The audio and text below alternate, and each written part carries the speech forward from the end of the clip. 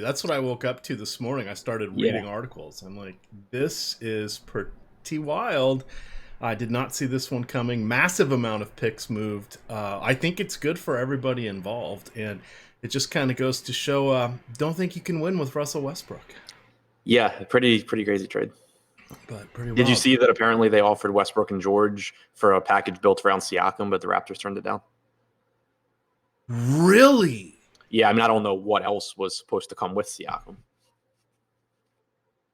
Wow. What? Wow. That's nuts. That OKC would give up. I mean, I get being small Yeah, I market, mean, quote. Westbrook sucks. He's a stat hog. Yeah, I He's mean, an he amazing player. He's amazingly never stops. The motor never stops. He does phenomenal things, but he's a stat hog, and that comes at the expense of everything else, which is fine right, in the middle of February, but right. it doesn't do much for you when the real season starts. Yeah, I mean, what role does he play on a championship team? Yeah, I don't know, the guy that runs around and has people box out for him so he can get triple Right. doubles. All right, well, hey, look, there we go. We are live. We've got people popping in the room here, and Westbrook going to the Suns. That would be just awesome because then him and Devin Booker. Oh wait, there's still only one ball, right, for Yeah. basketball? Maybe that wouldn't work too well. Oh, we're in rare form this morning. But we've got a lot of games today, Adam. We've got a 2 o'clock, a 3 o'clock, 6 4 o'clocks, 3 7 o'clocks, and 4 10 o'clocks. So we have slates galore. Everybody's kind of ignoring, sort of, the first two games. We're still going to talk about them. We'll go game by game through everything because there are some all-day slates. There's also some short slates, and because, I am a degenerate, I have already entered for the 2-game early slate on DraftKings. I have no idea what I'm going to do because I don't want any of the pitchers, Adam. So mixing and matching and just taking all the hitters will be the way to go. But reminder for you guys, Yahoo does have that management fee free contest. I don't know if there's any room in it left. I was telling Adam I was up at 5:45 this morning. Woohoo! Dog decided to get me up instead of my wife. There are 150 spots left in this tournament, so I already entered into those, and that starts at 7:15 today. But they do have all day slates. They have a 4 o'clock with the rest of the games, and then they have 10 o'clock with the rest of the games. So the intriguing thing about Yahoo is that aspect. The other thing is these contests aren't super large, but a lot of times they're not super large, so people don't get in them. And they're usually 1, 2, or 3 max, depending on the size of the contest. And wait for it, that means there's a little room in there. So you already have 12% management fees as compared to 16% on the other sites. And it is not uncommon for these to go off with anywhere between 5 and 10% on all these subslates that people forget about, between 5 and 10% vacant. So all of a sudden now you're up to about a 7% difference on the other sites. And that's ROI. And that's on cash and play. Now you have to earn it, you have to win it, you have to monetize it, but that's an expense that's not being taken out that would be if you are into the giant contests over there on DraftKings and FanDuel, etc. So there we go, Adam. There we go. ROI, it's kind of important. Math, who knew? Math in fantasy sports? What the hell? The hell? It feels like we're investment bankers at this point. All right, or law school dropouts, but nonetheless. Yeah, or that. In any event, let's jump on in here. I'm going to hit the tweet out there, and we will get going. Let me get the proper page up. We should have time to answer some questions in chat, so we'll hit those as we go. I'll start referring to the popularity once we get to that 4 o'clock slate, just because it's all choppy everywhere. It's going to kind of be I don't want to say disingenuous, but it's just too hard to calibrate on it. But we do have the good stuff behind the paywall here at Osmo. And if you haven't signed up yet for Yahoo Spotlight Hitters and Stacks article, has the third paragraph, has the link and instructions on how to get in and get a $30 deposit match on your initial DFS bonus. James Monahan, careful. I control the band hammer here, so I can mute you. We ready to go, Adam? Let's do it. They don't want to hear me. They want to hear you. You've got Jesse Chavez. I went back and looked. He has some sterling numbers thus far this season, which are caught me off guard. Of course, he's in a tough matchup today against Minnesota. Minnesota's carrying a 5.6 implied run total. It is going to be 84 degrees at first pitch, about 40% humidity, so kind of a warm one there for Minnesota. Key things you want to remember is some of these ballparks play much differently in the weather.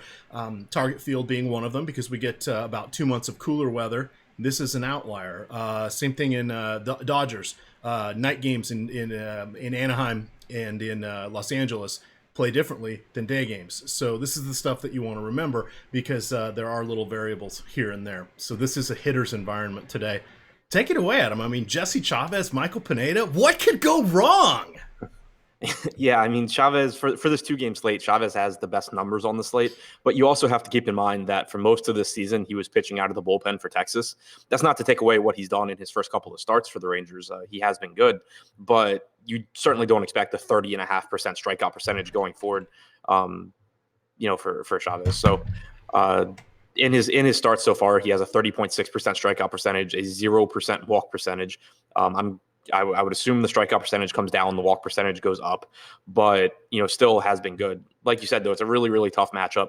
Minnesota's a very good offense. They did just lose CJ Cron to the injured list. Nelson Cruz left yesterday's game early as well. So there is some potential for Minnesota to have a watered down lineup here. That's certainly something that you will want to pay attention to, especially if you're playing this 2-game slate where you have to choose between Chavez, Pineda, Cashner, and Richard for pitching. So if we do get, no Nelson Cruz along with no CJ Cron, then Chavez does become a little bit more appealing. All right.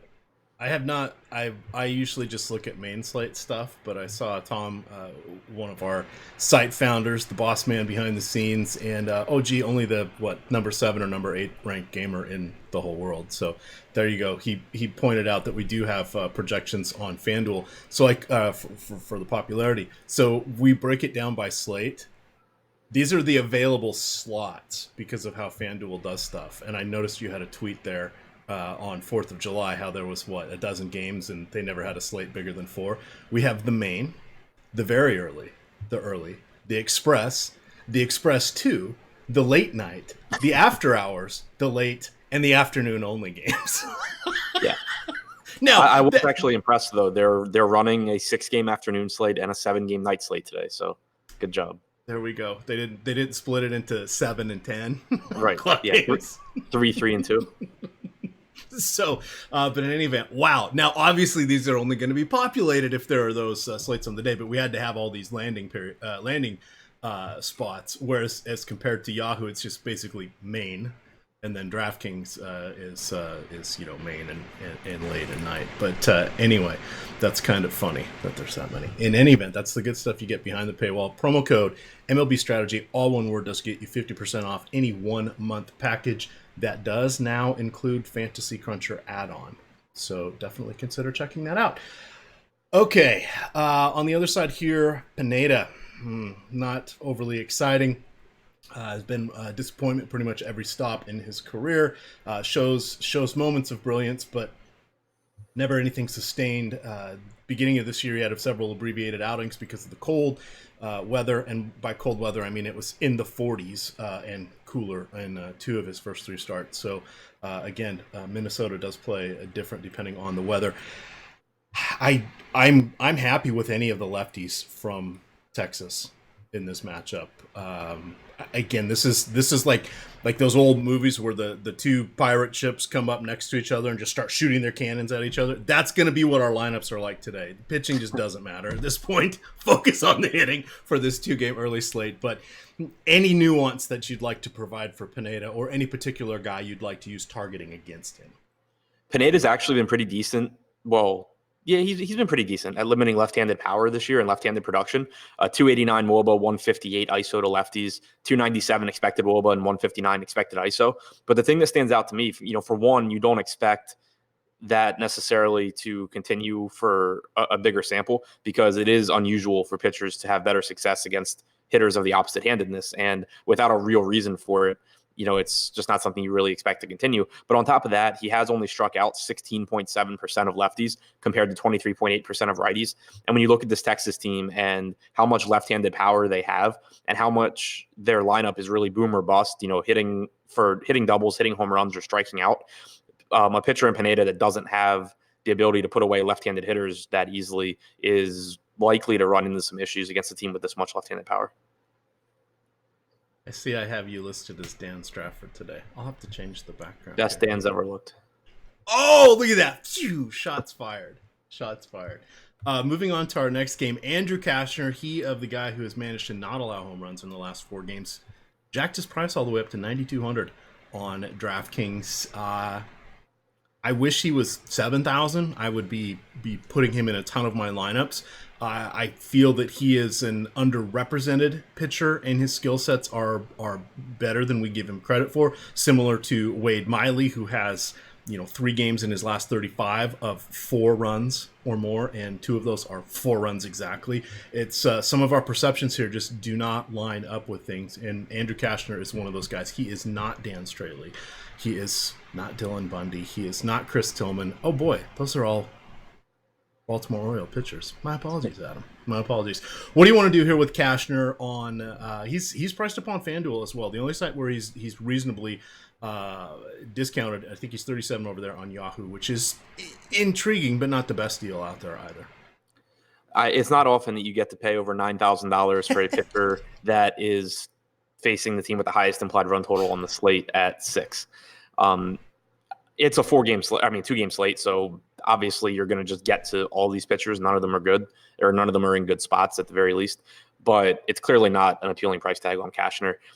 Toronto is as dangerous as they've been really all season. Danny Jansen's made some adjustments and is back to hitting like he should. He's not one of the worst hitting catchers in baseball anymore, and we didn't think that would last very long. But, they still have Biggio and Guerrero added to their lineup from earlier in the year. Smoke's back healthy. It's not as bad a lineup as it has been for a lot of the season, so it's tough to, recommend Cashner for any reason other than there's 4 pitchers. All right, I'm having fun. For some reason, all my screenshots here are messed up, Adam. So now you're Jake Ari. How do you feel about that? I'm going to have to... Oh, we could go with the NBA strategy show one. Good God, what a mess. You're going to be Dan Strafford for now. We'll go with this.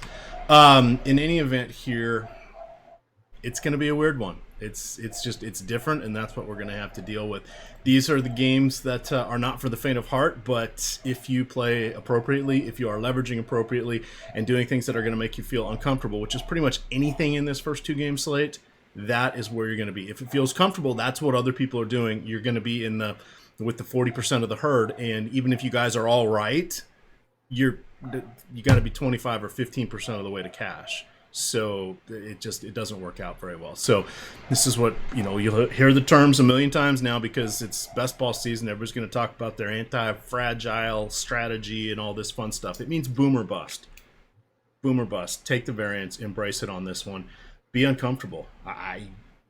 Being uncomfortable means there might be some Clayton Richard on DK because he's so cheap that allows you to get some better hitters, and you're doing one of these fingers crossed he gets 7 DK points or something for you and doesn't go negative. But that's just how this slate works out, and it's one of the strategies that you really, really, really want to think about. It's not a gimme, and this is where you get the edge, is on spots like this. All right, Adam. Let's move on to the 4 o'clock slate. We have 2 405 games. We have 4 410 games. Beginning with our first one here, we have Adrian Hauser, who will be serving as the starter. You and I talked a little bit about this last night. He's more than just an opener at this point, but guessing 80 pitches is probably about where his ceiling is going to be. He's going against Dario Agrazal on the other side, who is 5,300. So we got a couple of discount dandies here from a pricing perspective that I think both are better than Glenn Sparkman, who's at a similar price point in this one. Do you like these guys? Are these guys going to allow you to get in Scherzer and the bats you want? How do you think the overall approach will be for Hauser and Agrazal? Like is definitely not the word that I would use. Hauser, they're both cheap pitchers, and anyone who watches our shows regularly knows that I tend to, once you get down to the 5K range or below, how talented you are really starts to go out the window in tournaments for me, because you just don't have to do that much to get by, and it's actually really hard for you for a pitcher at that price tag to really kill your team. Obviously, if they score like 8 points, it doesn't help you, but if it lets you get to the best hitting on the slate, then it still gives you a chance. So neither of these guys jump out as super appealing. It's a tough matchup for Hauser as far as strikeouts go, because Pittsburgh is one of the worst strikeout matchups in baseball. It's a tough matchup for Agrizal just because Milwaukee's a good offense, overall. So not really appealing for either guy. Not a ton of strikeout upside for either guy, but at the same time, they are both inexpensive. It is a slate that has Max Scherzer, like you said. So I could see getting to some of them if you're playing a bunch of lineups and need a cheap pitcher. All right. If you were going to go for batters against these guys, and I think we probably should, it's a 6-gamer. This one is about the only guy you don't really want to target against is probably going to be Scherzer. By the way, Nationals nearly a 4-1 favorite to win this one. You've got it's going to be close to 90 degrees here in the DC area today. It's already hot and humid. The low last night was 74. Where I am, and I'm probably about 25-30 miles as the crow flies from the stadium. So it's not fun. It's pretty warm here, but that is just a crazy number. So I don't want to go against him. I'm on the fence. Maybe get one or two guys there against Bieber, but outside of that, I can see going against Snell, Smith, Fried, pretty much everybody else. So we're going to talk about different mixing and matching combinations here. But starting off here with the Brewers, 5.6 implied run total. Ryan Braun has hurt his knee. I see him listed as out, or at least on my season-long teams he was this morning, but they said he might pinch hit only through the rest of the All-Star break. Apparently he hurt his knee all the way back to last year, and it's flared up again. So he is probably not going to be in the lineup, but that does leave some openings there for potential value and or guys getting boosted up in the order. So even though Aguilar and Hira are not outfielders, there's a good chance they're going to be closer to the middle of the order than they would have been if Ryan Braun was healthy. What do you like amongst our Brew Crew? So Agrizal's strikeout numbers really have never been great. Going back to the minors, he's actually never had a strikeout percentage greater than 20%. He does do a good job of getting ground balls, had a 53.5% ground ball percentage at AAA this year, 49.6 at AA last year. But the lack of strikeout numbers just, leads to power bats having a better chance of putting the ball in play. This ballpark doesn't do a whole lot to help that, but looking to like a Yasmani Grandal as a $4,300 catching option on DraftKings is really appealing. Keston Hiura is still inexpensive. Moustakas and Yelich obviously are really good hitters, especially, Yelich, one of the best hitters in baseball. But from a pricing standpoint, Grandal is the one that really stands out from a position standpoint as well. All right. Going against Hauser feels like Bell, does Bell still have above a 300 ISO on the season? Probably. So he's like Barry Bonds essentially this season, and it keeps going under the radar. And I think we all kind of missed this leap, and his price is just up there so much. Unless you actually go back and start to look at some of his raw numbers, it's hard to imagine fathoming him being 5,700 here on DraftKings. But there he is, and he has been backing it up. But you've got Bell, Moran, Dickerson, Fraser, Marte. Those would kind of be the five I'm looking at for this one against Hauser. It's more contrarian than anything else. They'll probably be, there's 12 teams. They'll probably be about the 9th most popular stack. The Royals will be below them. And a couple other teams, but the point being is not a lot of people are going to be on them. It's not like it's a bad matchup here. How do you feel about them from a leveraging standpoint against the rest of the field? Yeah, and so to get back to Bell, 353 ISO still. Yeah, that's just amazing.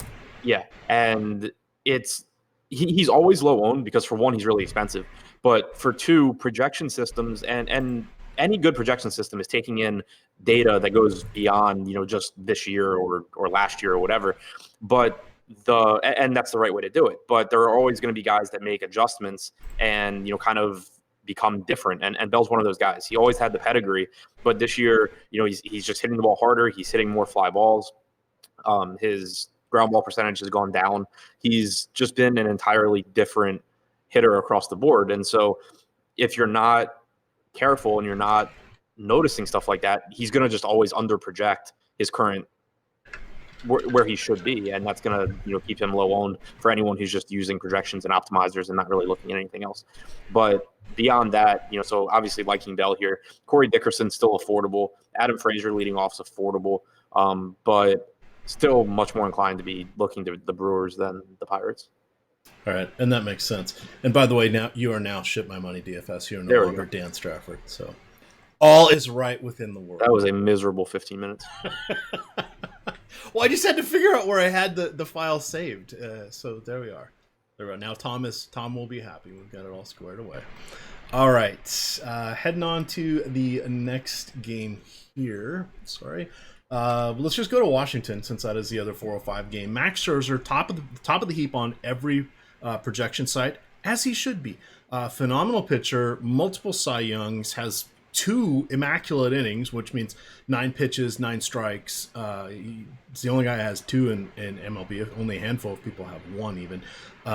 He's got, second daughter was born, so we have narrative on our side here, Adam. I mean, what's not to like other than it's a little bit warm in the DC area? So be it. That's just what we're facing. 12,200 on DK. I want to get there. In this matchup. Yeah, and I don't think it'll be too difficult. We have the 2 cheap arms that we just talked about in Agrizal and Hauser, but beyond that, you have an underpriced Max Fried against Miami. You have an inexpensive Porcello against the Tigers. There's plenty of pitching that you can pair with Scherzer that still gives you some wiggle room for bats. So I don't think it should be really tough to get there. The matchup against Kansas City is fine. They have the 16th highest strikeout percentage against right-handed pitching this year at 22.2%. They have a 320 WOBA, 98 WRC plus. So pretty much an average matchup here, but you are getting them without a designated hitter. You are getting the second highest strikeout percentage for any qualified starting pitcher this season in Max Scherzer, who only trails Garrett Cole in that category. Second best PCRA behind Cole as well. Just clearly one of the best pitchers in baseball on a 6-game slate where there's not really there's not like a great second option either. Bieber would be like my second option, but he's not in the same category as Scherzer. He has his own issues. You have Snell facing the Yankees. You have Smith facing the Braves. So Scherzer really just stands out here. All right. On the Yahoo slate, he is, of course, available, as are all the pitchers. In this one, he tops the pricing list at 64. Garrett Cole is 59, Giolito 50, Bieber 48, Syndergaard 42. Do any of those people come close to matching Scherzer, who is about the most expensive we'll ever see pitchers on Yahoo, is in that 62 to 65 range, and it's basically Scherzer, Sale, and 1 or 2 others will get there. DeGrom, if they're in a phenomenal matchup and they've been in good form. So Scherzer's checking all the boxes. Do you feel any of those guys at a discount is worthwhile to you? Of the Kansas City guys? No. Of the of like Cole, Giolito, Bieber, Syndergaard. If we're looking at Yahoo only, this is just kind of if you're ranking them. So their price differential is Cole's 10% less, Giolito's 20% less, Bieber's 20% less, Syndergaard's about 20% less. Cole has better strikeout numbers, but it's a terrible matchup, so that's not really that appealing. Giolito isn't in the same category as Scherzer. I'm suspecting the answer is no. I wanted to give people a barometer because most of those pitchers are on that later slate. So if you're playing the earlier one, Scherzer's the guy you want in any chance you can get him. Right. So basically, I would say what changes is that Scherzer is still the guy you want, and you probably still can get there because you still have a lot of near minimum priced pitching that you can go to. And, you obviously, with it being a bigger slate, you have more bats to choose from as well. But there is at least another tier where if you can't quite get to Scherzer, it's not – you have other options than just like Blake Snell against the Yankees. Okay. So it's not as – imperative, that's not the right word, but it's not as important to find the money for Scherzer, but it's still what I would really like to do. Okay. And that'll be the last big comparison we do between the slates here, because one, these prize pools aren't big, but it's the biggest decision point that we have, and I just thought it was important to hit on. On the other side, Glenn Sparkmeister Sparkman, 4,200 going against the Nationals. I actually wrote up the Nationals in Spotlight hitters and stacks. It was a close tie between them and Boston going against Jordan Zimmermann, and I don't think you can go wrong with this one.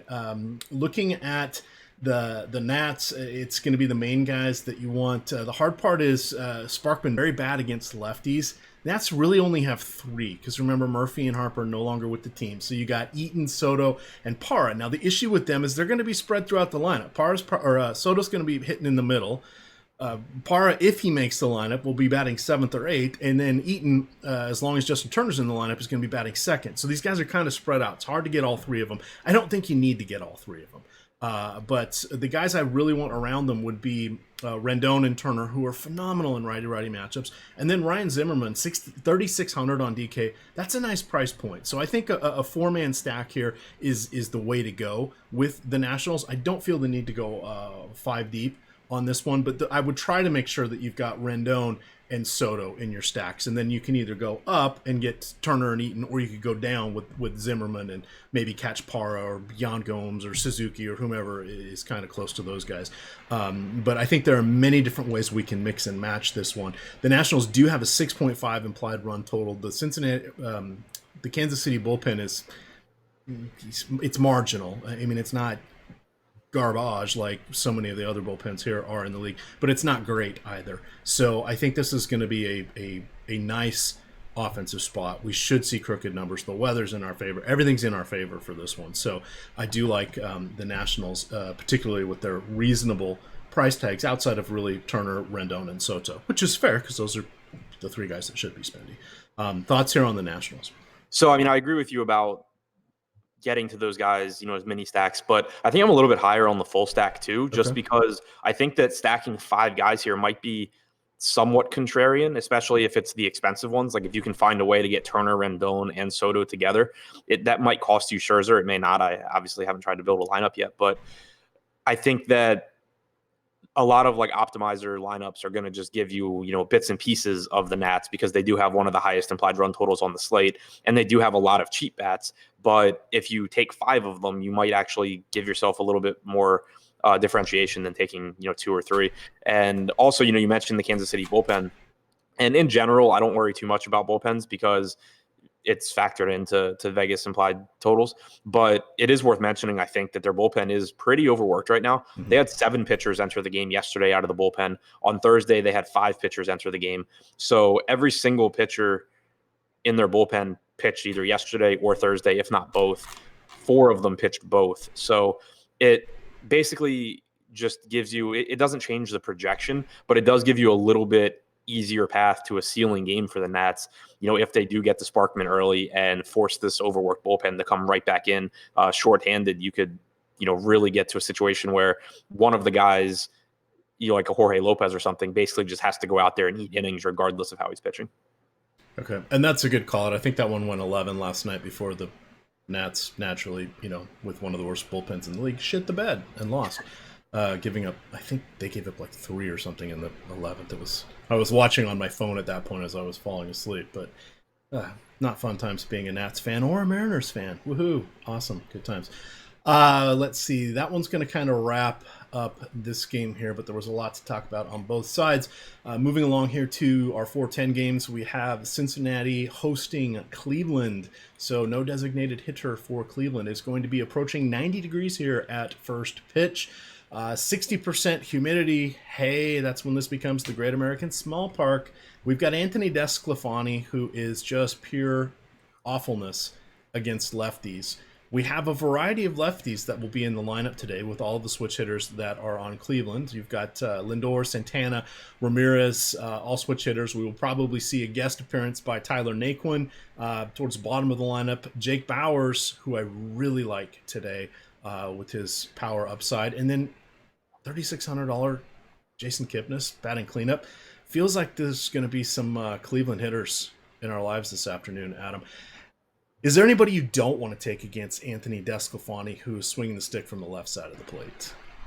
No, I mean, Desclafani has always struggled with lefties, and it's been no exception this year. You mentioned the weather here. It's a park that really plays up home run power, and you've got a lot of lefties that not only have power, but that put the ball in play for Cleveland. So I think that it's just an appealing spot for them. Overall in this game, I just love hitting here because of the weather, because of the ballpark. But targeting lefties from Cleveland, which obviously they're going to have a lot of them. Kipnis, I think, stands out as, a cash play at second base. He's someone where if you're looking for a contrarian Cleveland stack, you can skip over him and go to 5 other guys, and that'll put you probably in the minority of teams full stack Cleveland, but a very good point per dollar play there. So over his last 418 lefties faced, this is since the beginning of last season, Desclafani has a 398 WOBA, a 281 ISO. He is striking out 22% of batters, so it's about league average there. The 8% walk rate, not abysmal, not really great either. 44% fly ball rate, 46% hard hit rate. This is just not good times. Against righties, he's very, very good. Basically, those numbers are all about half of what they are against lefties. So, but remember, if the righties are on base amongst whomever's in the lineup, probably Mercado's going to be the only one. It's not completely horrible because he may get walked or he may see pitches to hit. Fill in the blank of your favorite baseball platitude. But this is a very, very exciting spot here for Cleveland, in my opinion. On the other side, you have Cincy taking on the Biebs. The Biebs, over his last 905 hitters, hey, that's pretty much his career. 3.2 xFIP, Adam. That's pretty good. 28%, just shy of a 28% combined strikeout rate, a 5% combined walk rate. This guy's pretty good. And if his name was anything other than Bieber, we would be celebrating him a lot more and not silently chuckling to ourselves every time we said the Biebs. I think this makes him fly under the radar a little bit as to how good he really is. Because all I see is, and I say this with love, Justin. I say this with love. You're a dirtbag. You look like a dirtbag. You look like a homeless man. Talk to me here about Shane Bieber. No relation to Justin. He's been excellent this year. He has a 2.92 PCRA, which is identical to Walker Buehler and Justin Verlander. He struck out 31.7% of hitters. He's only walked 5.5%. The reason, so I think that he is a decent option here. I think that he's a little too expensive, especially for the ballpark and the weather. But the thing that really scares me is that he does not do a good job of limiting quality contact on the balls that are put in play. 9.6% of batted balls against Bieber this season have been barreled by the opposing hitter. And in particular, he has really struggled with left-handed power. He gets strikeouts against lefties, but he's also allowed a 224 ISO. And you're probably going to get 3 lefties in the top 4 or 5 here for Cincinnati with Winker, Votto, and Dietrich. That, on the plus side, those will probably be the only 3 lefties in the lineup. But it's not like the righties here are bad. They have plenty of power with Suarez, Puig, Nick Senzel from the right side. So it's a pretty scary spot for home runs for a pitcher that does not do a very good job of preventing them. Yeah, that's if that's all we got against him. That's all we got against him. Is the discount enough to feel moderately, safe's not the right word, feel sort of comfortable if you end up with Bieber as one of your main guys? The discount, he's 10,800. Well, that's 12. What? That's 14%. Oh, you meant off of Scherzer. Off of Scherzer. I thought you meant like he was cheaper than he should be. Oh God, no. He's appropriately priced. Yeah. So Scherzer now equating what's going on with either of them and the upgrade we can get to hitters. This feels like a little bit better of a comparison than the others. I still think we got to go Scherzer, but it becomes more of a discussion point. Yeah, I still think it's Scherzer. I just don't think that Bieber pitching in Great American is really comparable to Scherzer. Okay. And I think that they're priced too close. Like if Bieber were 9,500 or 10K, I think it maybe starts to get a little more interesting. Okay. Good. Just perspective for people to consider stuff here. Continuing along, another amazing offensive environment. We have Boston in Detroit. It's going to be 84 in Detroit, 60% humidity. Hey, sounds like a broken record, but that's what it is in the Midwest today on Saturday. We have Rick Porcello, 7,300 going against Detroit, who is carrying a 4.5 implied run total. We do have to play 2 pitchers on every site not named FanDuel, so Porcello is in play. This is a reasonably adequate matchup for him, and he is a reasonably adequate pitcher despite being a Cy Young winner. I'm okay with getting there at 7,300. Doesn't bother me. If you want to move away from Max Fried, whom we will talk about, this would probably be the place to do it. So, talk to me a little bit about Porcello. Do any of the hitters make you nervous at all? The Detroit again does have a 4.5 implied run total. So, I mean, we're hoping Porcello gets a quality start. That's sort of where I'm basing it. I mean, if he goes 6 innings, 5 to 7 strikeouts, gives up three earned runs, I'm okay with that. That would be a nice outing, in my opinion. Right. He's cheap enough and the matchup's good enough where, I do have concerns because I don't think Porcello is very good. I think that Castellanos and Kristen Stewart in particular are the bats that you would want to target from Detroit. They're the best hitters in this lineup, and I think that they are the most likely to give Porcello issues. But at this point, right-handed pitching against the Tigers is kind of like season-long football where you just like stream quarterbacks and good matchups all season long off waivers. It doesn't really matter who they are. They are in a good spot against a Tigers team that, against right-handed pitching this year, has the 4th highest strikeout percentage. They have one of the lowest walk percentages. They have an 81 WRC+, a 293 WOBA, only a 146 ISO. I mean, it's just a terrible offense. Can Porcello go out there and suck? Absolutely he can. But it's just a reasonable price tag for a guy facing the Tigers, and there's only 12 pitchers to choose from on the slate.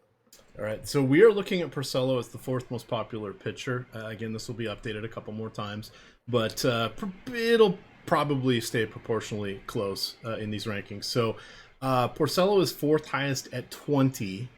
Max Scherzer is 2nd at 48. We have, this is DK, Fried is 54, and then Snell is 31. So Porcello at 21, I don't really think we have to try that hard to get over the field, because I could see myself with 35% on this one. Before we quite get to Fried, would you want to be over or under a 50% owned Max Fried today? I'd be fine going over on Fried. Okay. I don't think I'm going to get to play this slate because I have to go to a 1-year-old's birthday party, as I was telling you before the show. But if I did, I would expect that Fried was my highest owned pitcher. All right. And Adam says he doesn't think he's going to get to play it, but this is Adam. He does amazing things. So by the end of the show, I might just get there at the very end. You will be registered on quite a few sites and quite a few contests. I know you all too well, my friend. All right. So there's sort of our perspective for Mr. Porcello. On the other side here, Jordan Zimmermann, he does have a no-hitter to his career, or to his name, so that's kind of cool, I guess. But outside of that, he's not good. He doesn't strike anybody out anymore. The hard hit rate just keeps climbing. He is, at best, a number 5 starter. And I was a huge fan of his when he was with the Nationals. But this is real-life pitcher, not fantasy pitcher, and this is real-life pitcher on the decline, going against one of the most formidable offenses in the league that has guys from both sides of the plate that can just do some serious damage here. So we should not be surprised by the 6.5 run total here for Boston. Would you lean more towards Boston or Washington if given the choice? On DK, the key guys on each side are all in that upper $4,000 to low $5,000 price range, so it's really not a price savings. But do you have a preference one way or the other? Not in a vacuum, not worried about ownership. I would lean toward Boston just because I think their lineup is deeper. You can get more creative, because with the Nats, they do have some really good hitters, but at the same time, you can only get so much Gerardo Parra and Yan Gomes before you start to not feel very good about yourself. Same goes for Adam Eaton. And then also they only have 8 hitters in the lineup, whereas Boston has 9.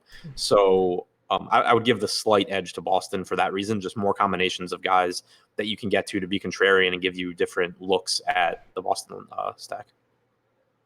All right. Interesting question here from Dequan XXX. Says DFS is just a big math problem. Why overplay for pairs when players are underpriced? That's an excellent question, because you need to go to the next part of that equation and bring in the popularity. If someone is super duper cheap and 80% of the people, that's a big example, 60% of the people are on him, in baseball, 2/3 of the time they're going to fail, particularly if they're a hitter. 1/3 of the time for the pitchers, they're going to fail in a spectacular fashion, and probably 2/3 of the time, they're not going to get where you really wanted them to be anyway. So if you have that many people over there, doesn't it make sense to spend a little more on somebody that has a very similar potential outcome, but is owned by a quarter of the field or an eighth of the field or a tenth of the field? That's where the math really comes in. It's not just point per dollar. That's what it was in the first year or two of DFS. It's not even close to that anymore. It's so next level now. This is why we do these strategy shows where we spend an hour and a half every single day talking about this stuff, is to impart how to look at the different aspects, the different hand that is dealt each day. Adam, what are give a few takes on this, because you live and breathe this as a full-time job. So, I mean, the one distinction, first off, is that everything you just said applies to tournaments. In cash games, you are just looking for the underpriced guys that yes. get the best projection. But in tournaments, the math problem is, and like you said, the first couple of years where everyone just kind of sucked and there weren't a bunch of publicly available projection systems. And if you could even reasonably project players, you had a huge edge. You wanted to just play the best guys and assume that most other people wouldn't get there. And that's still kind of the case in, lower stake stuff now. Like if you're playing a 25-cent tournament, you will more or less be fine just playing the best players and assuming that a lot of the lineups in there are just really bad. But as you move up in stakes, like you said, the second part of that math problem is someone posted it really well on Twitter, and I don't remember exactly how he worded it the other day, but I really liked it, that it's DFS tournaments basically are figuring out what you think is going to happen and how confident you are that it's going to happen, but also figuring out what everyone else thinks is going to happen, and then taking basically your perceptions and figuring out the best way to, or the best strategy to take against what everyone else thinks is going to happen, to put yourself in a position to win money when a lot of times when everyone else is wrong, not necessarily about being right all that often. Yes, and that's actually a good point, is how can you utilize larger group failure to your advantage? And that's kind of how Alex builds his lineups. Yeah, he spreads them out, he goes for uniques, he constructs a lot of them, but he'll say, and on the shows he says this, he's like, look, if the popular plays, if the chalk goes off, he goes, I'm not gonna have a good night. Right. If it doesn't, he'll have a good night. And in baseball, the popular chalk craps the bed constantly. It's not like basketball or football where it's a little more common that they. You mentioned anti-fragility earlier, and I think it's really important because realistically, you can go to whoever you think the most accurate projection, system or person is, especially with baseball, but in all sports, and they're still not going to be right that often. They might be better than everyone else at projecting what's going to happen, but they're still wrong a lot. And especially now with all these publicly available systems and stuff like that, people are just taking these projections, running numbers, running the quote unquote best lineups. So you're getting a lot of people congregated on the same plays, when if you just embrace the idea that everyone is actually really, really bad at this, and that you can make more money by just being on the opposite side of the public in most situations, you're going to make more money longer term than by judging yourself by, oh, did I get this right tonight? Like, did I think this player was going to have a good game and he did? Because if you thought he was going to have a good game and everyone else thought he was going to have a good game and he did, it really doesn't matter. Absolutely. All right. Well, there was the DFS strategy part of the DFS strategy show. Reining ourselves back in. Anything else you want to highlight with the Boston and Detroit matchups there, other than just one more time, Jordan Zimmerman? It's been one hell of a run, my friend.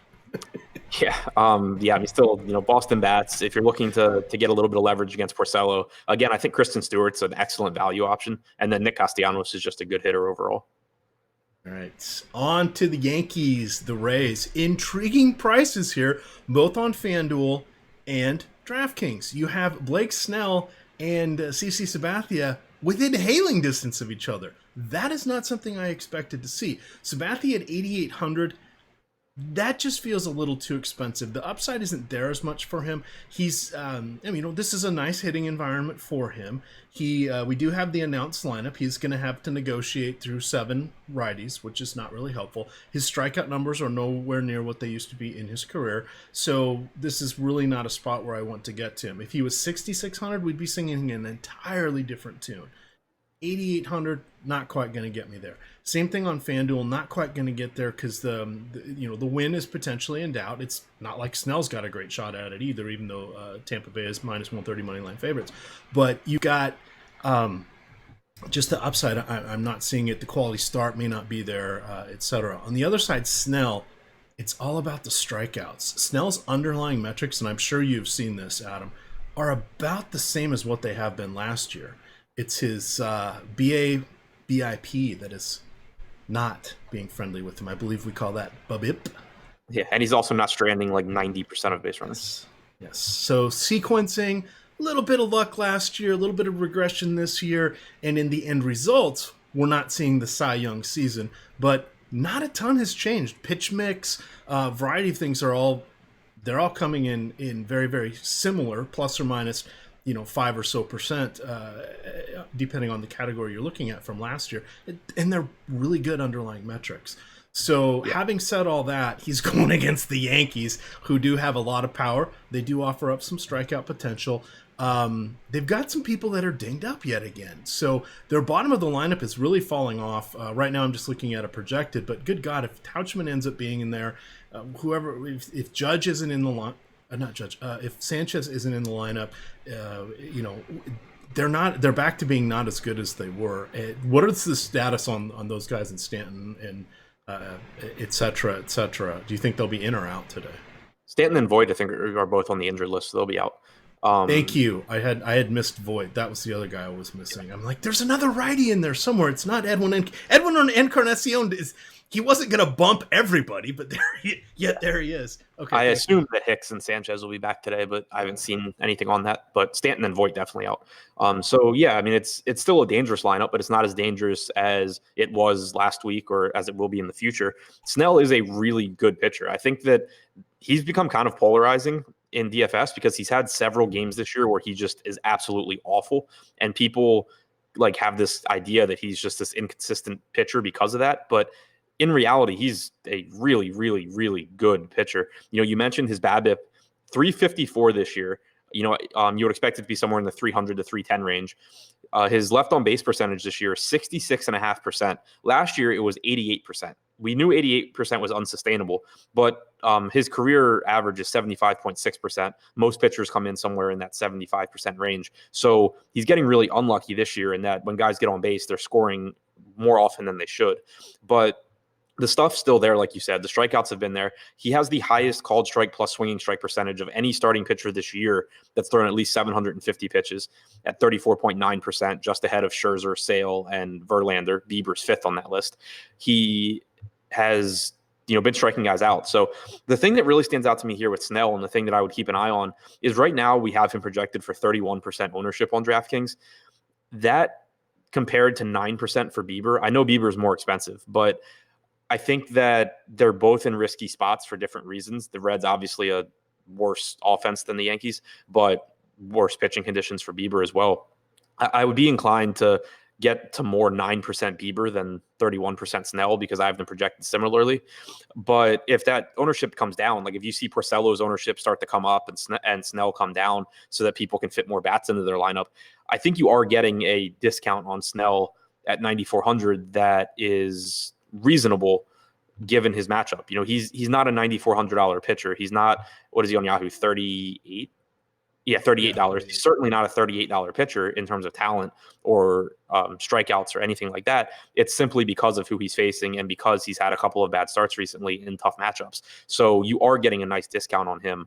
I would just like to see a little bit lower ownership if I was going to take that risk. How old do you think CC Sabathia? 68. Close. 38. He will turn 39 in a couple months. This is just his ERA, and this is his baseball card. Back to the baseball card numbers. 4.04 ERA, 1.36 WHIP, 66 strikeouts in 69 innings. So strikeouts were a little bit higher than I had thought. Basically, he's the left-handed version of Andrew Cashner. Or vice versa. Because the home runs, he gives up a little more home runs, gets a little more strikeouts than Cashner. It's the righty-lefty version. They're separated by a few years, but the numbers are better than I thought from that standpoint. I still don't trust him at that price point, but I can see how he's at that price point, both on FanDuel and DraftKings. So I wanted to call that out. Anything else on this one here? If it's 31% Snell, do you feel like a 5 to 10% Yankee stack is probably a way to go? I think the Yankees are appealing. Obviously, again, it's a tough park for hitters. I think Snell's a great pitcher, but there are only 12 offenses on the slate. And when you start to look at, talent wise, you kind of take Miami out of it, you take Detroit out of it, you take Kansas City out of it. Pittsburgh's not in a great spot. Like the Yankees have, assuming you get Sanchez and Hicks in this lineup, and you get like a Judge, Encarnacion, Stanton, Hicks, Gregorius 2 through 6 or whatever, and not to mention LeMahieu at the top, who's having a fantastic season. They're still a really talented offense, and it's kind of the example of they're not going to project as the best plays, but if you're just looking at ceiling and what lineups give you the best chance to have multiple guys hit 2 home runs just because they have that kind of power, the Yankees are still one of the most likely teams to do that. All right. Have you ever seen the movie For the Love of the Game? It's Kevin Costner, baseball Maybe. movie. He's like an aging pitcher, and he throws like a no-hitter, perfect game or something. I'm almost positive I've seen it, all right, but I don't remember it at all. Okay, so he has this thing at the beginning of each inning where he does something like clear the mechanism, is what he says, and then like everything just fades to the background, so all the bleacher creatures and everybody that's screaming at him, he doesn't hear them, and all he really sees is him and the catcher and the batter. It's kind of interesting. I wonder if DJ LeMahieu is pulling a trick like that where he just envisions that he's in Coors Field now. Because what happened? He left Coors Field and has become a better hitter. Now, he's always in a threat to be in the top 10 or top 20 for batting average title and all of that every year. But power, where did the power come from after he left Coors Field? Completely new swing, completely new hitting approach. So wait, you're saying this is 2 years ago Daniel Murphy? Not a bad comparison. His fly ball percentage this year is actually down. I thought it was up. Line drive percentage is up 3.2% from last year. But all right. So actually, I had seen stuff about him having a new swing, but the numbers don't really bear that out all that much. Fewer fly balls. He's running really well on home runs per fly balls. For his career, he has an 8.5 home run per fly ball percentage. This season, he's at 16%. His hard hit percentage is more or less the same. So yeah, actually, I think some smart people that have been tweeting about LeMahieu may be overstating it a bit. All right. Moving along here. Miami in Atlanta, 93 at first pitch. It'll looks like that's kind of hitting the apex. It'll cool down into it's going to be 90 at first pitch is the way it's shaping up here. 45% humidity. Welcome to there's always chances of pop-up showers from this point until September in Atlanta. That's just what it's going to be. If they end up over the stadium like they did last night, you're going to get a delay. If they're not over the stadium, not a problem. It's just good hitting weather. Max Fried at 6,500 is one hell of a price point here on DraftKings. We have him projected as the highest option at 54%. Completely makes sense. This is the side I want to play him on. A phenomenal matchup against the Marlins. The Marlins are coming in with a 3.7 implied run total, which is minuscule and basically lowest on the slate outside of the team outside of Kansas City facing Scherzer that's got a sub-3 rate. I'm not as high on Fried on the other sides. I'm curious to see where his popularity comes in, but for me it's going to be DK.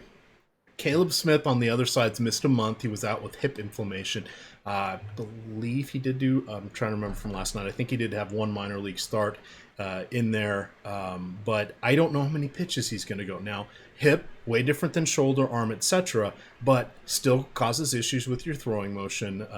I can't remember if it was the right or the left one, but it's going to affect the plant. It's going to affect as they're coming off the mound. There's a lot of different ways you can aggravate it unless it's fully calmed down. I'm sure they did some, the magic of modern chemistry did a few things that are helping him out, so he should be good to go.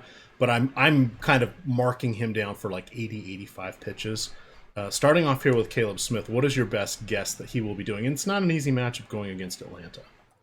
Yeah, my best guess is that, best guess is that he can go 90 to 100, but that he has a short leash. Okay. He threw 83 in his most recent rehab outing, so I don't think pitch count should be much of an issue here. It's more so that the matchup's brutal against an Atlanta team that does have a ton of right-handed power. Smith has excellent strikeout stuff, so getting him at this price tag and a low ownership is kind of appealing on a shorter slate in tournaments just because of the upside he gives you, but it's about as bad a matchup as you're going to get because he does still give up power to righties.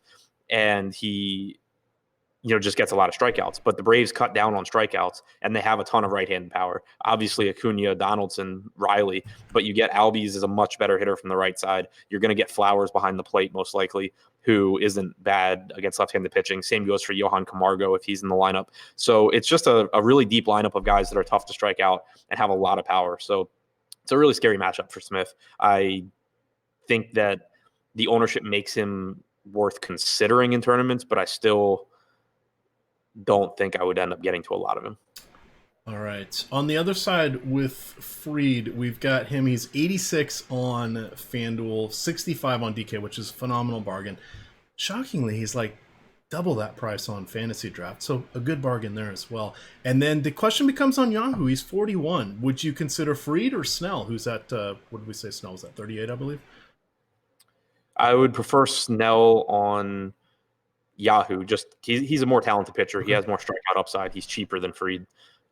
But on DraftKings, it's obviously Fried. Right. And then I want to see, let's go over here to FanDuel, click on one of the many slates. Let's call that the, oh Jesus, what are they naming this one? Is it the early? There he is. He is going to be, well, that's not Caleb. Oh, good God. Sorry, riveting, I know. I'm not as quick at this stuff as Josh is. He's the expert. But there we go. So looking at our ownership here on FanDuel, Fried is the third most popular pitcher. So Scherzer at 31%, Blake Snell at 24%, Fried at 14%, Porcello at 11%, Smith at 8%. I still think I want to do anything I can to get Scherzer in. Yeah, Scherzer definitely, but for FanDuel, it's interesting because you have like an overpriced Fried and then a pretty fairly priced or underpriced Snell. The ownership there would be huge for me because I think that they project pretty similarly given their matchups. And like right now with Fried coming at an ownership discount to Snell and the price discount, I would lean Fried on FanDuel. But if those ownership numbers were to flip by lock, I'd be fine getting the Snell instead. Okay, and that works out. I know you like to, at least for the first few days of every month, play over there on FanDuel. Yeah. Little zinger there. Little zinger. All right. Heading along here, we have... Oh, that was all our 4 o'clock games. Very nice. Oh, we do have the Red Sox lineup. We've got Betts, Devers, Christian Vasquez batting third. Benintendi is fourth. Chavez is... Is it Chavez or Chavis? I don't know. Chavis? Whatever. He's fifth. JBJ, sixth. Brock No Power Holt, seventh. Marco Hernandez, eighth. And Sandy Leon, ninth, once again. I mean, if you can't put 2 catchers in your lineup, what can you do these days, Adam? Yeah. What can you do? So there we are. That makes it a little interesting. The name I did not mention, JD Martinez. So he's not in the lineup today. You would have thought this would be the perfect revenge spot. Sean B, can I get a ruling on that one? But in any event, that wraps up our 4 o'clock slate. The timestamp is now 58 minutes. I will be putting this into podcast form. We always do that on Saturday, and we tag when we go from the early slate to the main slate, so you can find it easy. I'll put that in the little notes, so if any of you have to dip on out of here, you know where you can catch up with that. We will also have the live before lock at 6:15 tonight. It is a 7:15 start. So we will go 1 full hour. There are 7 games. There are 3 7 o'clock games and 4 10 o'clock games. So that is what we will start discussing right now. The first one we're going to talk about, Adam, Jake Arrieta, Noah Syndergaard. Intriguing price points. Did I filter on FanDuel? No, I am still on DraftKings because these ones caught me off guard. 6,800 for Jake Arrieta, 8,700 for Thor. I mean, come on, he's an Avenger. He's a Revenger. How the hell is he only 8,700? By the way, I haven't seen any of those movies, but I do know that. What do you want to do here? I'm in shock because if I look at the next game, Lucas Giolito is 10,100. Woo! We've got some fun mixing and matching and perception here, Adam. But let's stick with the Phillies and the Mets. 84 degrees and 60% humidity, so another decent hitting environment. Yeah, so I'm not really interested in Arrieta here. More interested in the Mets lefties plus Pete Alonso. Arrieta has been really bad against lefties in particular this season, not getting strikeouts, giving up a ton of power. And you have, pretty good hitting weather here. You have the Mets that have left-handed power, and just, overall pretty good left-handed hitters in their lineup. So even though Arrieta is inexpensive, I think that there are better pitching options. Syndergaard is the one that's more interesting to me. I absolutely hate Noah Syndergaard in DFS, but he is priced where I think he should be. I don't really think he ever should get above this price point. It's not a bad matchup against the Phillies. They are pretty much league average with a 100 or with a 98 WRC plus, 320 WOBA against right-handed pitching, about a 22% strikeout percentage. The one thing that has been disappointing with Syndergaard this year is that his strikeout percentage is about 3 percentage points lower than it was last season. His xFIP also is about a full run higher than his career. So in addition to the command issues that you've had for basically his entire career, he's not getting strikeouts like he used to. And in the context of the entire slate, while his price tag is nice, I do think that there are better plays. But I have some interest in Syndergaard. Like if I'm playing 150 lineups, I would expect to get more Syndergaard than Arrieta into my lineups. Okay, and that makes sense. Yahoo, he is on their late slate, third most expensive, but he's right there in a group of a bunch of guys that are, Syndergaard, Gray, Maeda, Bumgarner, Robbie Ray, and Paddock are all separated by $3. So you're splitting hairs there. That should help keep things diffused a little bit. I think I'd actually like each of those other guys, except for maybe Bumgarner, better than Syndergaard. So we'll, of course, be getting to those guys and talking to them. But Cole coming in at 59 and Lucas Giolito at 50. So some unique choices that we're going to have here. This is going to be a fun 7-gamer here, and I'm looking forward to it. If you guys have not yet signed up for Yahoo, let me drop this link in the chat one more time. This is the link to the Spotlight Hitters and Stacks article, third paragraph. There it is. I had to make sure it was in there. Sometimes it gets deleted. Third paragraph is the instructions on how you can sign up and get your initial deposit bonus over there on Yahoo. They will match you up to $30 in Yahoo Sports rewards points. YSRPs, those are available for immediate use into any contest. Come in on that link. That helps us out, keeps these shows free, and use the promo code AWESEMO. That helps you out, gets you up to $30 that you can play with right away on Yahoo. The management fee free contest did fill up, but they do have several other ones available. They have just a 12% management fee there, which is significantly better than the other sites. And it's a little bit softer competition because their big contest can't put in more than 10 lineups. So it's your 10 against everybody else's best 10. That's it. You don't have to do your 5 against 7 other people's best 150. It's a little more fun there. It's a little more fun. All right, Adam. Let's see. Hitters in this game. God, what is going on with Robbie Cano? At least he's priced for his performance. Michael Conforto, I really do like in this one. Dom Smith is going to be one hell of a contrarian option at 4,900, batting 6th or 7th on DK. Jeff McNeil, All-Star Jeff McNeil, that's another guy that sort of escaped my notice. These guys are all a little spendy here. Pete Alonso is, what does he have, like a 800 ISO or something at this point? He's out of control. These guys are all guys I'm considering in this matchup against Arrieta. They do carry a 5 implied run total. We mentioned it's decent hitting weather. I think some of these prices are going to keep people away from them. How do you feel about the Metropolitans?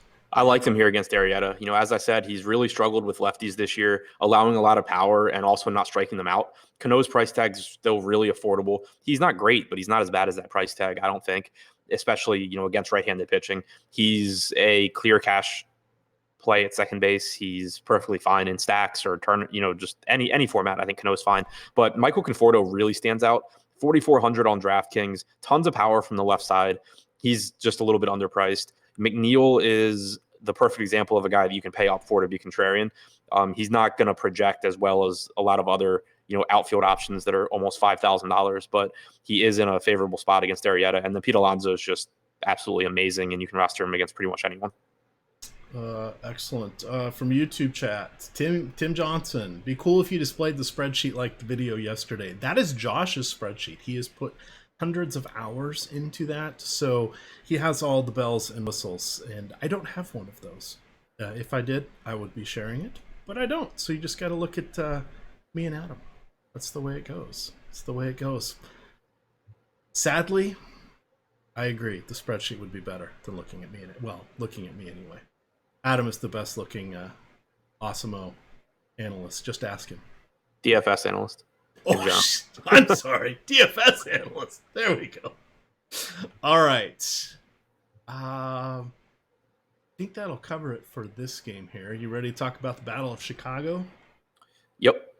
The Cubbies, the Chi Sox, 72 degrees at first pitch, 65% humidity. Keep an eye just making sure that there is no weather issue in this game. I don't think there will be, but always a chance when they're projecting humidity at that rate that there could be something. I don't think it's going to be an issue, but again, keep an eye out there. We got, 7 hours until this game starts. John Lester, 7,200, intriguing price point. I think I like him better than Arrieta.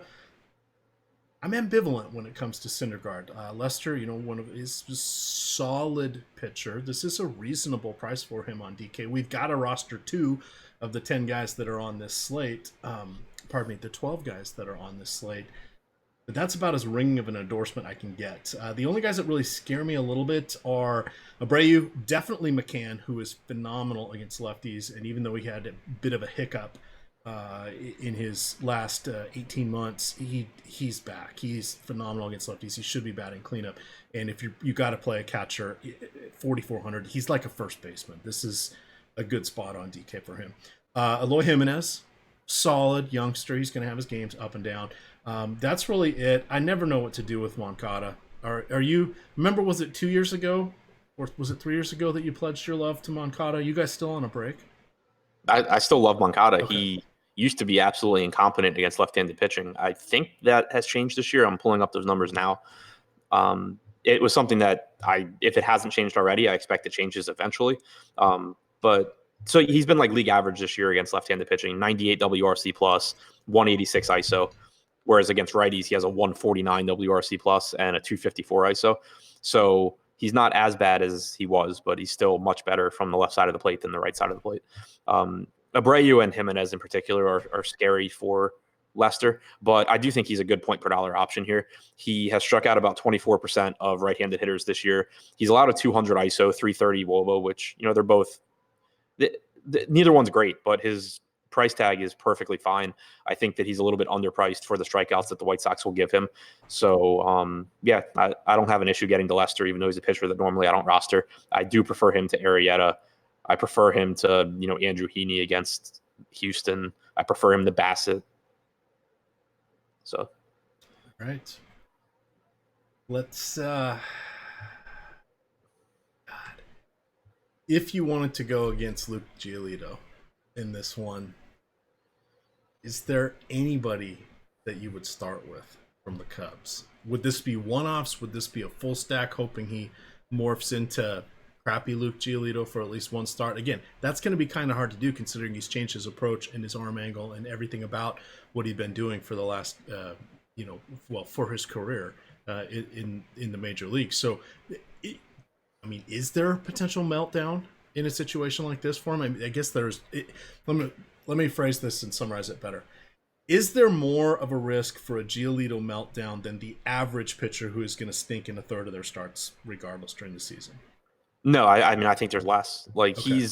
There's more risk of Giolito melting down than, say, Max Scherzer or something like that. There's less risk of Giolito melting down than someone like Syndergaard, Arrieta. Yeah, exactly. So I think that the best way to approach pitchers like that is, if you're going to go against them, it's to just full stack and hope that you get one of those bad starts where he's just bad and that's it. Because if he has his good stuff, it's really unlikely that multiple players from the team have tournament winning days. And then on top of that, you would have to, pick out which ones they are. Schwarber would be the best guess just because he's still underpriced for how much power he has. But I'm not looking to go against Giolito. And if I were, I would just full stack the Cubs for the fact that they have the second highest ISO as a team against right-handed pitching. They are an above average offense, and I can't imagine they'll have much ownership. All right. Giveaway here, because I didn't want to, I hope I didn't sound dismissive there, Tim Johnson there, but here's a link to the Awesemo.com or Awesemo_COM. Pin tweet there on Twitter. This is how you can get a free month of Osmo if you correctly select the winner of the Home Run Derby contest. Now, yes, there are just 8 people in it, but if you correctly select that, we're giving away random drawings, and there's tiebreakers involved too. So go to that tweet, read the instructions, follow the Osmo MLB account, follow this account, retweet it, do all that fun stuff. But there'll be 3 free months given away.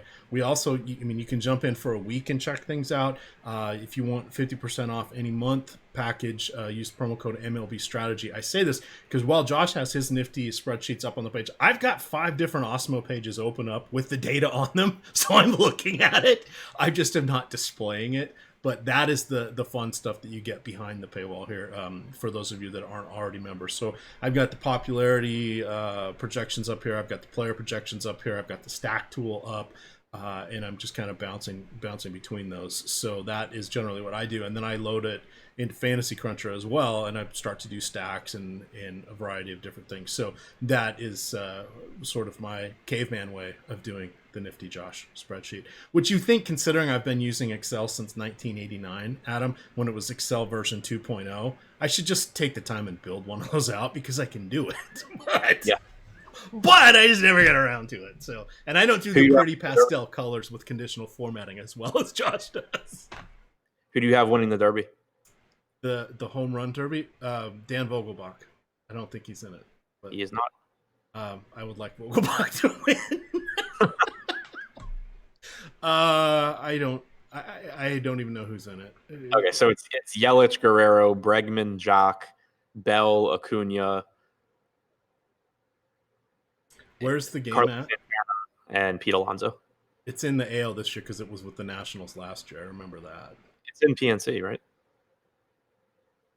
Is it? I thought they always went back and forth on AL and NL. Oh, no, never mind. It's in Cleveland. Sorry. Who's representing Cleveland? That you always Santana. There you go. Take the hometown guy. Well, he doesn't have as much of a power stroke anymore. Right. Yelich, damn it, the reigning MVP. It's a home run derby. I don't know. I think it's Josh Bell. That is a good one. Which side of the plate's he going to hit from? I'm assuming left, but that's a good question. That's interesting. Yeah, okay. All right. It'll be a good one. All right. Next up here, anything else you want to mention on the Chicago side here? Feels good or feels better going with those 3 or 4 guys we talked about against Leicester. Giolito probably going to be an intriguing decision point on the late slate. Let me get back to the ownership page here, and I will let you know where he stands. But anything else from our Chicago battle for Chicago? No, I think that's it. And of course now filter because I had to refresh because lineups came in. Now I gotta get it from hitters to pitchers, and but look at that. We have the ownership projections that pull in Fantasy Cruncher, so I can quickly look at this and let us know that Leicester is coming in at 13%. And do you want to guess what Lucas Giolito's coming in at? Have you looked? On what site? DK. Like 10? Lower. Really? Yes. You're playing both slates today, Adam. He's coming in at 1%. Taking my laptop to the birthday party. There you go. Oh, my stomach. I got a stomach issue. Is there a bathroom I can use in a quiet part of the house, maybe? What's your Wi-Fi password? There you go. All right. Wow. That is some intriguing. Now, that may tweak a little bit, but it makes sense because the guys that, just from a point per dollar standpoint, we're going to talk about Robbie Ray, Kenta Maeda, John Gray. We still have Garrett Cole. We're going to talk about here in just a second, but there are some other options. So this is going to be a fun one. Wow. Lucas Giolito at, I would love 10 or 15% if he's only going to be 5% owned. That's a nice little spot there for some differentiation. Yeah, no, I agree. All right, moving along here. Let's finish off our last 7:15 game. Andrew Haney going against Garrett Cole. Now, in the Spotlight Hitters and Stacks, I did write up Houston as a stack. I don't feel all in on any of the 6 teams that are going tonight. But here's what my thoughts were with Houston going against Haney: Springer, Altuve, and Bregman. There's your guys. It covers 3 different positions. They're all going to be at the top of the order, assuming everybody's in the lineup. They finally, well, compared to last night, they goosed their prices a little bit on DK. Yahoo, they're priced appropriately. FanDuel, it's buy one get one for everybody because that's just FanDuel. But I like those 3 guys. I don't hate Haney as a secondary option, but I don't like it as much on the road and against one of the top 3 teams against lefties in the league. So I don't think I'll get to very much Haney in this one, but I still think he's a decent pitcher. And then the Anaheim bullpen, not really bad either. So for me, it's really looking at the Houston side would be those 3 batters. I don't really want to take anybody against Garrett Cole. As you mentioned at the first part of the show, he is basically, in the Max Scherzer, Chris Sale category of strikeouts and other phenomenal things that he has done on the field. But as we saw last night with Justin Verlander, the Angels are a good team, and they're among the lowest for strikeout rate, and they were mostly healthy, but now the last couple of days they've been thrown out. Well, they're not exactly randoms, but Jarrett Parker and I forget the other guy that they had batting 9th the other day, but they're not like. There are a few holes in their lineup, but this is an intriguing price point. Talk about Cole knowing that Giolito is going to be significantly less popular and a little bit less on the pricing sheet here for DK. Right. So, I mean, Cole's the best strikeout starter in baseball. He has the strikeout percentage 2 points higher than Max Scherzer. He has the best PCRA as well. He's, top 6 or top 7 in called strike plus swinging strike percentage. He's top 5 in 2 strike percentage. He's clearly been one of the best pitchers in baseball, and that gives him a ton of upside no matter who he faces.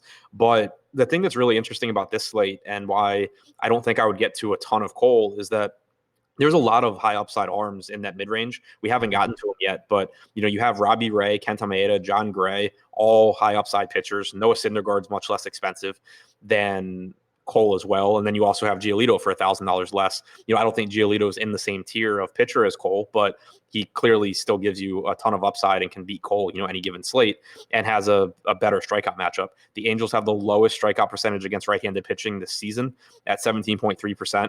They have a 118 WRC plus against right-handed pitching. They have a 342 WOBA. So a really above average offense. They walk a lot. They don't strike out. They have some power.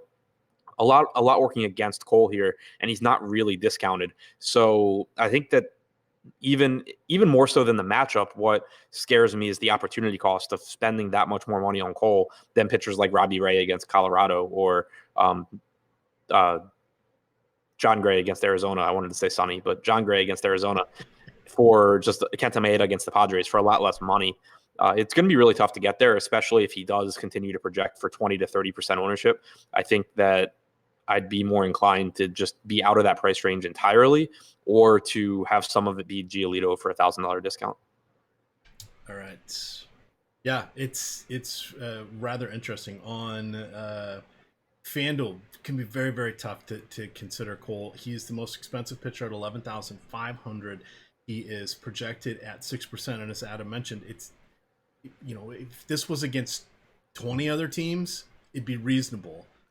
Maybe even 25 teams, but it's against a team that doesn't strike out a lot. Just it's tough to ask for the upside at that particular price point. So even though he's the most talented guy going today, the pricing is going to make it a challenge. Yeah, basically the way that ceilings work for anybody, but Cole's ceiling doesn't change in this matchup. He's still got a monstrous ceiling, the highest ceiling for any pitcher on the slate. The probability of him reaching it changes, and it's about as low as it would be against any team. And you have to factor that against the percentage of the field that's taking him. And I think that on this particular slate, with the other pitching options, with the matchup that Cole's in, even though he does still have the highest ceiling, the chances of him reaching that ceiling and of the other pitchers that are more favorably priced having games that make it so you need Cole in your lineups is pretty low. All right, on to our 4:10 o'clock games here. We have St. Louis at San Francisco. Drew Pomeranz did not make us happy. Dakota Hudson got some strikeouts. Didn't really make us happy either, but hey, that's baseball. It's going to happen. Tonight we have Miles Mikolas on the mound going against I know you love when I do that. Going against Madison Bumgarner. Bumgarner, 9,200 on DK. Feels like a lofty price point. The hard hit rates, not great. He is at some point going to be traded, it seems like. And he is a very mercurial player. But speaking of mercurial, we got Mercury. It's going to be 57 degrees at first pitch here in San Francisco. Brr, that's cold considering it's July. But that has the Cardinals coming in with a 3.6 implied run total. We do know that despite running out a mostly righty lineup for this entire season, they're one of the bottom 10 teams in the league against lefties. They still have some decent guys in the mix, but it's not the gimme that you would think. I don't really know what I want to do here. I do know I'm going to be playing both sides of this one on the 10 o'clock slate, but on our 7 o'clock slate, these are two guys I'm not getting to in my initial crunches. Now that may change a little bit because Miles Michaelis is 6,000, and that is and he's going against San Francisco. That's a 4.0 implied run total, but Michaelis is a better real life pitcher. But he really should be sponsored by a cough drop, I think, Adam. Yeah, Michaelis is a good point per dollar play. He's just too cheap for a middle of the road pitcher that's pitching in San Francisco. It's a great spot for run prevention against a really bad offense in a park that mitigates offense. There's not a lot of strikeout upside. Michaelis isn't a high strikeout pitcher. The Giants aren't a high strikeout team. On some slates, I would expect to get tons of him, but on this slate where you have underpriced strikeout pitchers like Ray and Kenta Maeda, I think I will get less than I otherwise would. Bumgarner, it's the same, great pitching conditions for him. It's a good run prevention spot. The issue is just that he is priced where you need a little bit more than him just preventing runs. You need him to actually be, going deep into a game and or picking up strikeouts.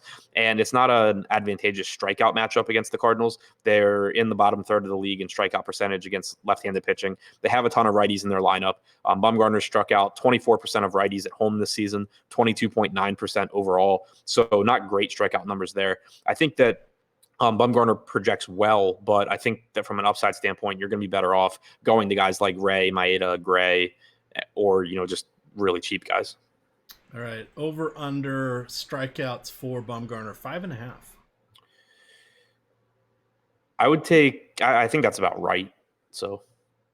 And for those of you at home perspective, he got 9 against Arizona, 11 against Colorado, 3 against LA, and then it's been mostly 5 or 6 or 4. So that was not really a stretch there. But as we saw, even guys that don't really have the strikeout stuff anymore like they did once upon a time, Zach Greinke still can get it done on a game-to-game basis. So we don't want to completely dismiss that, but this is one that's shaping up to be a little bit tougher for Bumgarner when we bring in pricing on this one.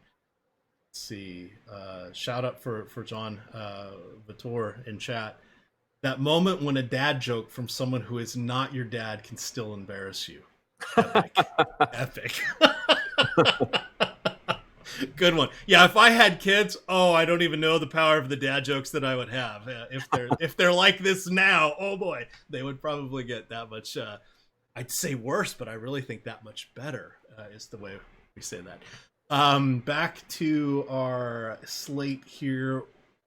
This is an interesting one. So you have Kenta Maeda, 7,700 on DK. He is even cheaper on FanDuel. He is coming in and a little FanDuel page. I opened it up. Why am I getting the full slate? Anyway, I'll get you. I think he's like 60 something on FanDuel. I'll have to get over to that one. But there he is. He is 6,700 on FanDuel. He's coming in 30% owned on FanDuel. That is a very intriguing price point. Now, this is a decent Dodgers team. Yeah, it's a lot of righties. Their righties, a lot of them have pretty good power against fellow righties. We don't know how long that Maeda is going to go, but I kind of want to roll the dice at 6,700 and 7,700. Yeah, a lot of righties for the Padres, and that's a huge deal for Maeda, who is drastically different against right-handed hitters compared to left-handed hitters. So far this season, he has struck out 30% of righties compared to 19.9% of lefties. He's allowed a 202 ISO to lefties, 126 to righties, 200 WOBA to righties, 355 to lefties. Just night and day difference for him. And you're getting him at a really cheap price tag where, he's not going to go out there and throw 120 pitches or something like that, but he really doesn't need to at this price tag. He can give you 5-6 innings and, rack up strikeouts against this Padres team that, is right-handed heavy and also has the highest strikeout percentage against right-handed pitching this year.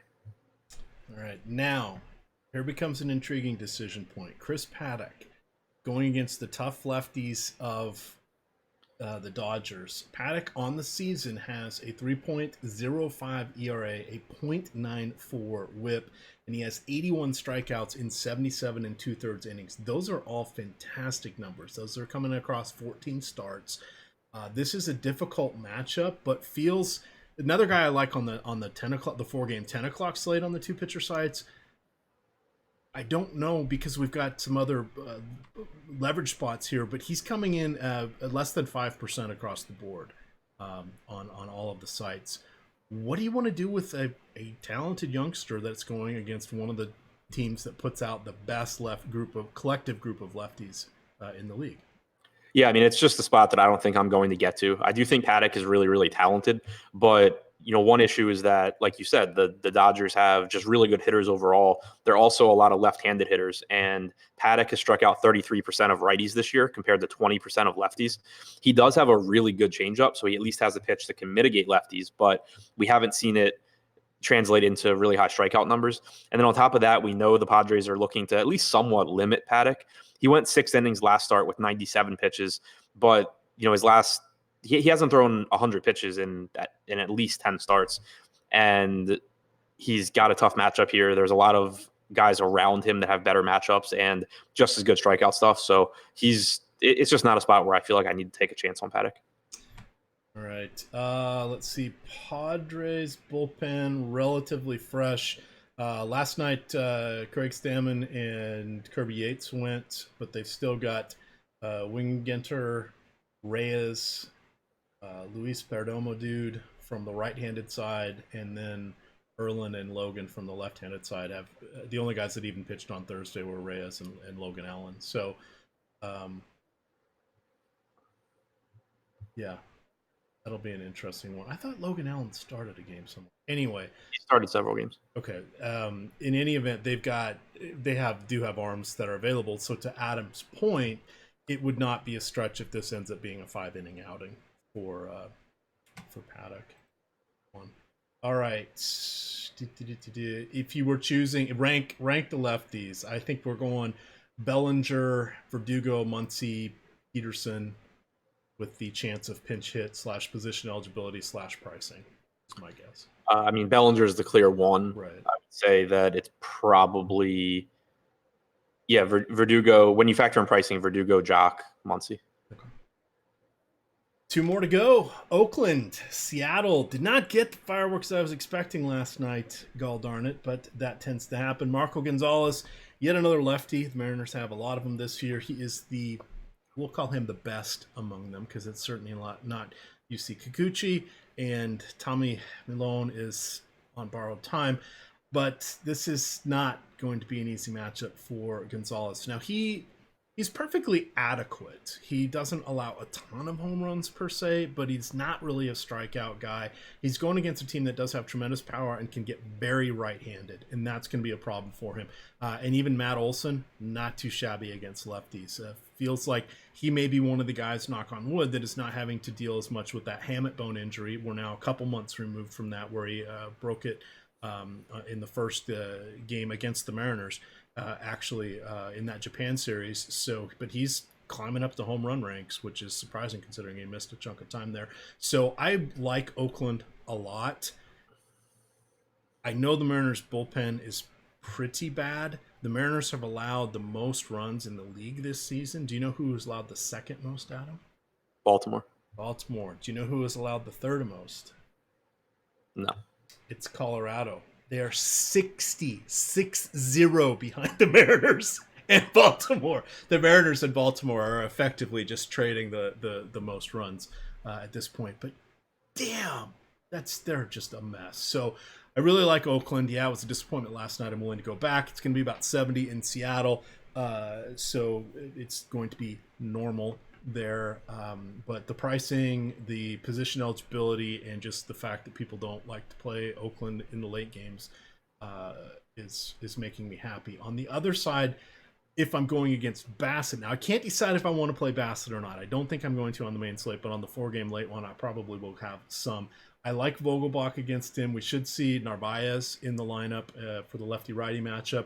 And then J.P. Crawford suddenly, learns how to field the new position, and he's a shortstop, and now he's hitting for extra bases. I don't know what's going on. Hopefully he didn't find Robbie Cano's old training manual there in his locker, but those would be the guys I'm looking for in this game. How do you want to approach our second to last game? Yes, I mean, a lot of lefties in the lineup for Seattle, and Bassett actually has struck out about 25% of left-handed hitters this year, but he's allowed a 225 ISO as well. So it's not the best park for power. They don't have a ton of power in their lineup, but I do think Vogelbach and Crawford, like you said, are appealing options. If you're playing 150 lineups, Bassett's not the craziest tournament pivot, just because there are some strikeouts in this lineup and it's favorable pitching conditions. But like I said, I do prefer Lester to him by a little bit. And then on the other side, Marco Gonzalez is basically Miles Michaelis, except Michaelis is in an even better spot to prevent runs.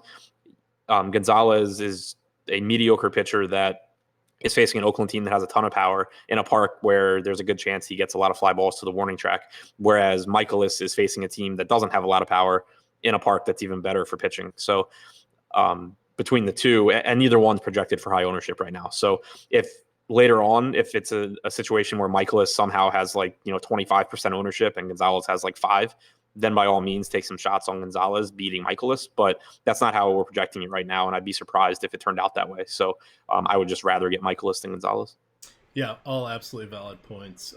Michaelis will probably be FanDuel. He'll be less than 10. Let's go look at the two pitcher sites. He's going to be less than 10 on DK as well. Bassett will be around the same. Gonzalez will be order of those guys. It's so interesting. It's interesting. Now, this next game, this is where I've got the pitching. My placeholder pitchers right now are John Gray and Robbie Ray in my DK lineups. I'm comfortable with that, Adam. The roof is going to be closed. The humidor will have a chance to work its magic.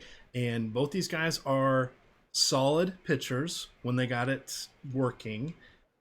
This is a bit more of a hitter's park, as we learned last year, now that they do have the humidor and the roof's been closed for a couple days as well.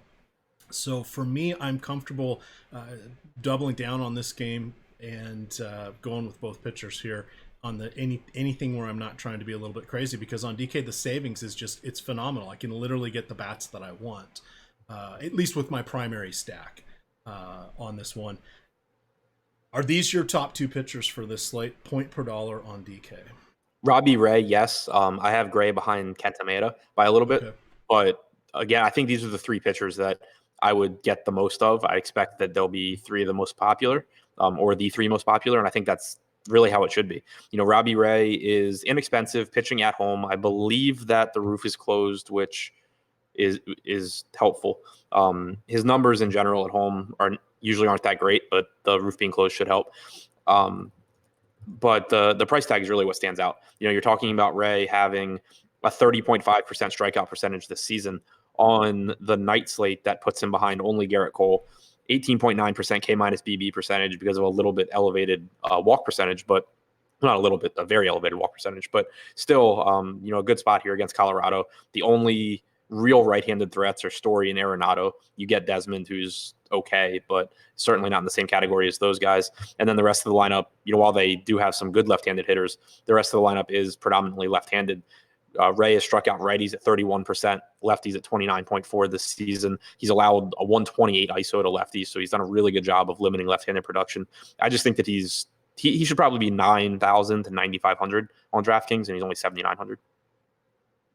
Yeah, it's the place to be, and I don't see any reason to go against the grain. We've seen time and time again, and we talk about this a lot, particularly on the DFS strategy shows. You can take a couple of the most popular plays. It's perfectly fine to do that, and you can differentiate in other areas.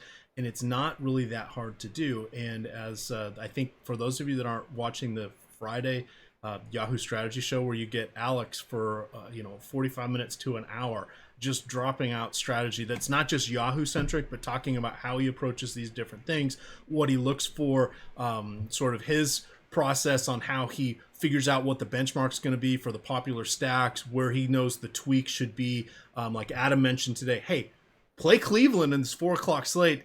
Just don't have Jason Kipnis. Now all of a sudden, of everybody that's stacking Cleveland, you're going to be in the 20% that doesn't have Kipnis in that one, and you've already made some differentiations. Get one more good play like that who does well, and you're off to the races. And that's what really happens. The baseball, because of the variance, because it's an event-based sport, because there are generally 4 shots for every batter, and pitchers the complete wild card because they're going to face generally between 24 and 30 batters. Who knows what's going to happen. There's a lot of moving parts, there's a lot of things in play, but you can get a lot different in baseball without worrying too much about the quote chalk. Basketball, way different. The herd run's way stronger in basketball, and it's a little trickier in that, but still the same principles apply. And then when you get to football, we got all sorts of good leverage plays and strategies for that. But just wanted to put that out there, that you can go chalky in some places and it's not going to ruin your lineups, because chalk is chalk for a reason. It's generally projecting out as the best people in the best, whatever their price point is, whatever their matchup is, whatever the other variables are. So there's a reason it's chalk. It doesn't mean it's bad or that you shouldn't play. Any final thoughts, Adam, before we get on out of here? Nope. I'll have the deep dive article out for the main slate within the next hour-ish for subscribers. Excellent. So we've got that. We do have a new package. It's the NBA Summer League package. This is an add-on. It's $19.99, and it's subscriber only. You get Fast Eddie Fear's cheat sheets. You get shows behind the paywall.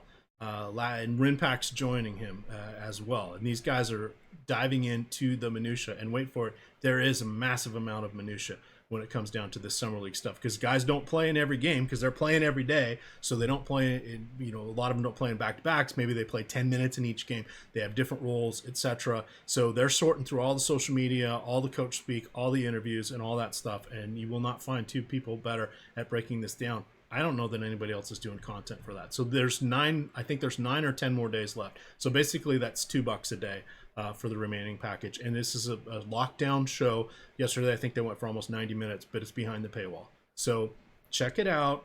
It's well worth it. You can go find that on osmo.com in the upper bar. Click on join, and then it'll get you there. But definitely worthwhile to check that out. And who knew last night that earthquakes were going to happen in LA, and for public safety, which does make a lot of sense, by the way. They canceled their games that were in progress and didn't start 2 others. So just weird stuff can happen, but that was the first time I've seen that happen. Well, at least since 1990, Oakland and San Francisco World Series. There we go. All right, gamers, with that, we're going to get on out of here. 6:15 live before lock, myself and Chris Spags. 7:15 start tonight.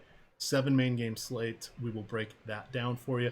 Follow Adam at Ship My Money DFS. I am at EMAC DFS. And of course, it is Osmo_COM. With that, gamers,